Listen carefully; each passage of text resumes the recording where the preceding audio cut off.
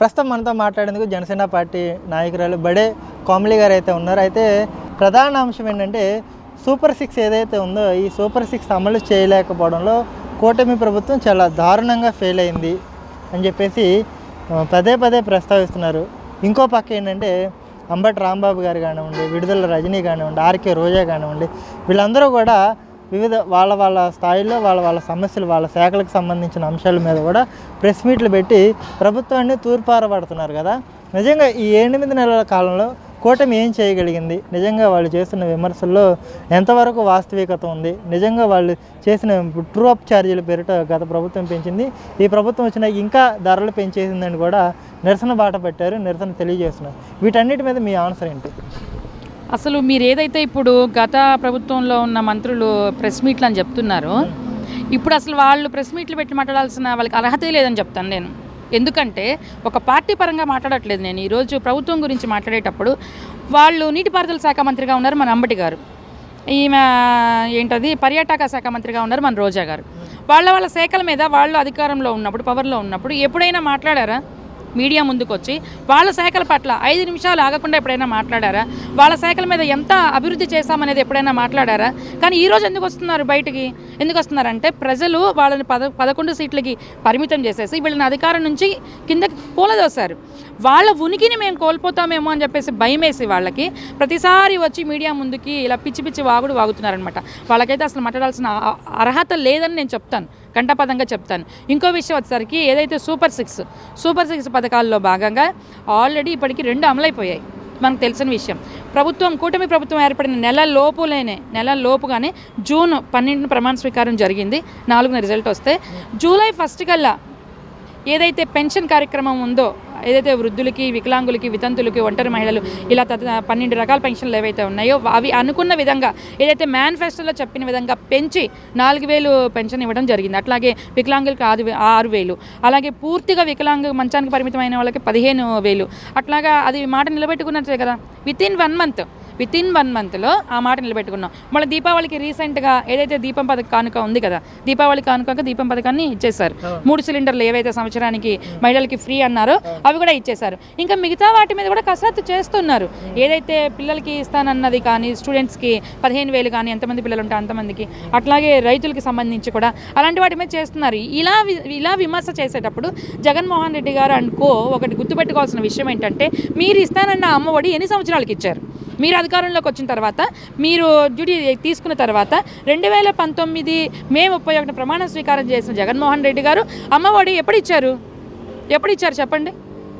ఇలా అంతేగాని ఈరోజు ఏదో సంక్రాంతి తర్వాత మేము ప్రజల్లోకి వస్తాం, ఈ ప్రజల్లోకి వచ్చేదేదో, ఈ కార్యకర్తలతో సమావేశం అయ్యేదేదో జగన్మోహన్ రెడ్డి గారు అధికారంలో ఉన్నప్పుడు పరదాలు తొలగించుకొని కనుక రోడ్ల మీద జనాలతో మమేకమై తిరిగినట్లయితే ఈ రోజున 11 సీట్లకి పరిమితం కాకుండా ఉండేవాళ్ళు. ఆ విషయాన్ని ఆయన ఒకసారి గ్రహించాలి.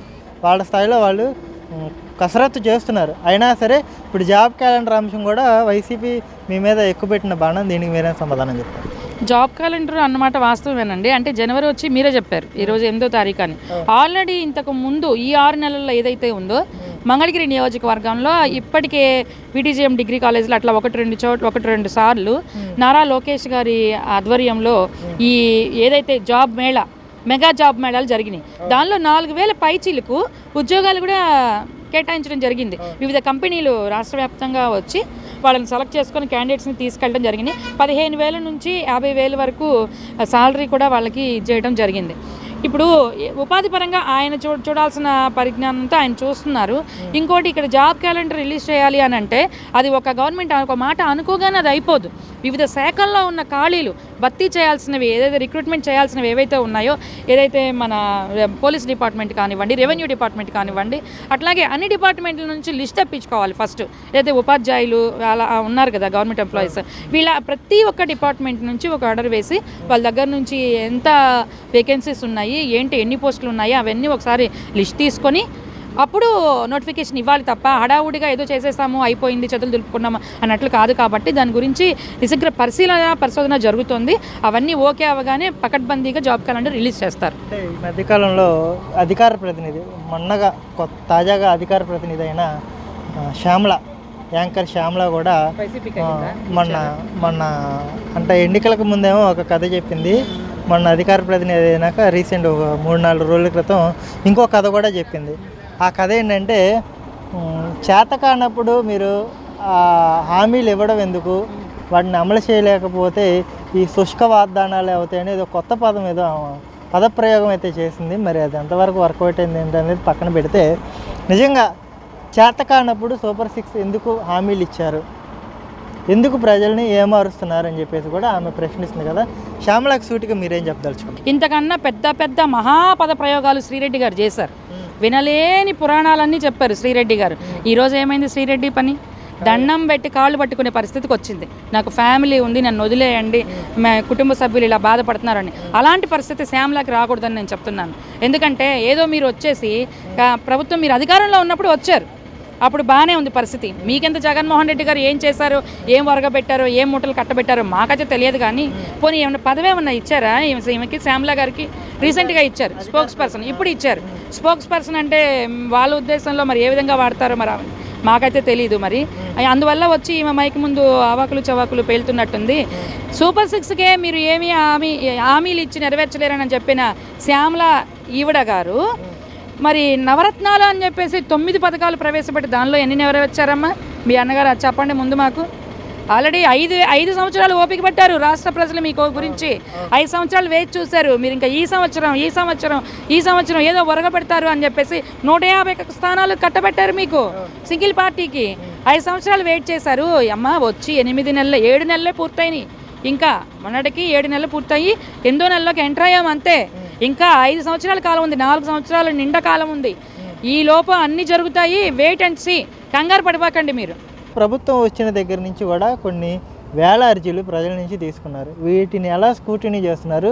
వీటి పరిష్కార మార్గానికి పార్టీ ఏ విధంగా అంటే బ్యాక్గ్రౌండ్లో ఎలాంటి వర్క్ చేస్తుంది అంటే ఏం చెప్పుకొస్తారు? ఖచ్చితంగా అండి. అసలు ఈ జనవాణి కార్యక్రమం మొదలుపెట్టిందే ప్రజల సమస్యలు తెలుసుకోవడానికి, ఆ సమస్యల పరిష్కార దిశగా అడుగులు వేయడానికి. అంటే ఇప్పుడు అధికారంలోకి వచ్చామని చెప్పి జనవాణి ఇప్పుడు కొత్తగా ప్రవేశపెట్టడం కాదు. 2022 అధికారంలో లేనప్పటి నుంచే పవన్ కళ్యాణ్ గారు జూలై 4న విజయవాడలో ఫస్ట్గా స్టార్ట్ చేశారు. అట్లాగే 4-5 విడతలుగా అది కొనసాగింది. అలాగే వైజాగ్ వెళ్ళినప్పుడు కూడా ఆపారు. రాష్ట్ర ప్రజలందరూ చూశారు అప్పుడు ఆయన ఎంత ఇబ్బంది పెట్టారనేది. ఆ జనవాణి ఆగింది. అప్పటి నుంచే అధికారంలో లేనప్పటికీ కూడా ఆయన మోర్ దాన్ 50% వరకు వాటికి సొల్యూషన్ చెప్పడం జరిగింది. ఇప్పుడు అధికారంలోకి వచ్చిన దగ్గర నుంచి జూన్ నెల నుంచి ఇక్కడ పార్టీ ఆఫీస్ దగ్గరే శిబిరం ఏర్పాటు చేసి ప్రతిరోజు కూడా రాష్ట్ర వ్యాప్తంగా ఉన్న ఏదైతే మా 21 ఎమ్మెల్యేలు అలాగే 2 ఎంపీలు 2 రోజులకి ఒకళ్ళు వచ్చి ఇక్కడ కూర్చోవడం, ప్రజల నుంచి అర్జీలను స్వీకరించడం, అలాగే ఆ అర్జీల్లో ఉన్న సమస్యలను తదనుకుని అంటే రిలేటెడ్ ఎవరైతే ఆఫీసర్స్ మండల ల్యాండ్ ఇష్యూస్ అయితే రెవెన్యూ డిపార్ట్మెంట్కి, అట్లాగే ఏదైనా డిపార్ట్మెంట్ అదే పోలీస్ డిపార్ట్మెంట్ వాళ్ళకి సంబంధించినవి ఆ స్టేషన్లో ఉన్న వాళ్ళకి ఫోన్ చేసి అప్పటికప్పుడే ఇమీడియట్గా కొన్ని సమస్యలను పరిష్కరించడం జరుగుతుంది. ఏవైనా కానీ కొన్ని మొండి సమస్యలు ఉన్నట్లయితే పార్టీ ఆఫీస్ లోపలికి వెళ్ళి అవి స్క్రూటినీ చేయడం జరుగుతుంది. పవన్ కళ్యాణ్ గారి దృష్టికి కూడా తీసుకెళ్ళడం జరుగుతుందండి. అంటే ఇవన్నీ కూడా ఎవరు పర్యవేక్షిస్తున్నారు, ఎవరు చూస్తున్నారు అంటే సమస్యాత్మకమైన ఏదైనా ఇష్యూస్ ఉంటే అది కళ్యాణ్ గారి దృష్టిలో పెడుతున్నారు తప్పితే మిగతాదంతా ఈ ప్రాసెస్ ఎలా జరుగుతుంది, దీనికి ఏమైనా ప్రత్యేకంగా ఏమైనా కమిటీ ఉందా, దీనికి ఎవరైనా ఇన్ఛార్జ్ ఉన్నారా అంటే ఏం చెప్పుకొస్తారు? అంటే ఎవరికి డ్యూటీలు ఎవరు ఎలా అసైన్ చేస్తారు కొంత ఇన్ఫర్మేషన్ కోసం.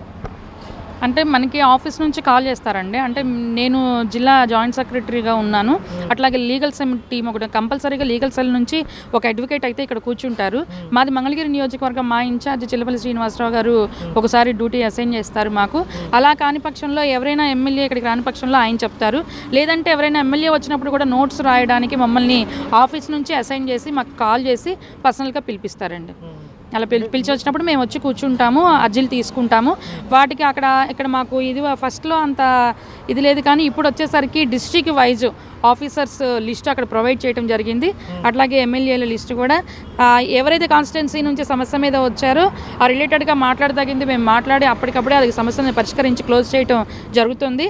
అట్లాగే ఏదైనా కొంచెం లిటిగేషన్ ఉన్నట్లయితే అక్కడ ఎమ్మెల్యేకి రిఫర్ చేయడం జరుగుతుంది. ఇంకా ఇట్లా కూడా పరిష్కారం కాని సమస్యలు ఏమైనా మొండి సమస్యలు ఉన్నట్లయితే అవి లిస్ట్ అవుట్ చేసి పార్టీ ఆఫీస్కి ఆ టీం వాళ్ళు తీసుకెళ్ళడం జరుగుతుంది. పరిష్కారం కాని వాటి గురించి మరి ఏంటి దానికి అవి కళ్యాణ్ గారి డెస్క్కి వెళ్తాయండి. ఎవ్రీ 1 month కళ్యాణ్ గారు వాటిని రిఫర్ చేస్తున్నారని చెప్పి సమాచారం. లోపల అంతర్గతంగా అది ఏం జరుగుతుందనేది చూడాలి. ఎందుకంటే నా దృష్టికి వచ్చి నేను వినాయక చవితి అప్పుడు ఇక్కడ సెప్టెంబర్ మంత్లో కూడా కూర్చున్నాను, అప్పుడు 1 వీక్ 10 days. అప్పుడు నా దృష్టికి వచ్చిన ఏదైతే యానిమేటర్లు వాళ్ళని రిలీవ్ చేయడం ఇట్లాంటివి జరిగినాయో వాళ్ళ ఆఫీస్కి జనసేన పార్టీ ఆఫీస్ నుంచి, అంటే ఫర్ ఎగ్జాంపుల్ నేను ఒకటి చెప్తున్నాను మీకు, మన జనసేన పార్టీ ఆఫీస్ నుంచి, అదే డిప్యూటీ సీఎం గారి ఫేషీ ఇక్కడే కాబట్టి ఈ ఫేషీ నుంచి అక్కడికి మెయిల్ వెళ్ళింది ఆ ఆఫీస్కి, యానిమేటర్లని తొలగించడం జరిగితే వాళ్ళని విధుల్లోకి తీసుకోమని చెప్పేసి ఇక్కడ నుంచి మెయిల్ వెళ్ళింది, వాళ్ళు రిటర్న్ మెయిల్ చేయడం జరిగింది. అంటే సమస్య లోపల కూడా దాన్ని స్క్రూటినీ చేసి తదితర ఆఫీసులకి ఇన్ఫర్మేషన్ పాస్ చేస్తున్నారు అనేది మనకు ఒక ఎగ్జాంపుల్ ఇది.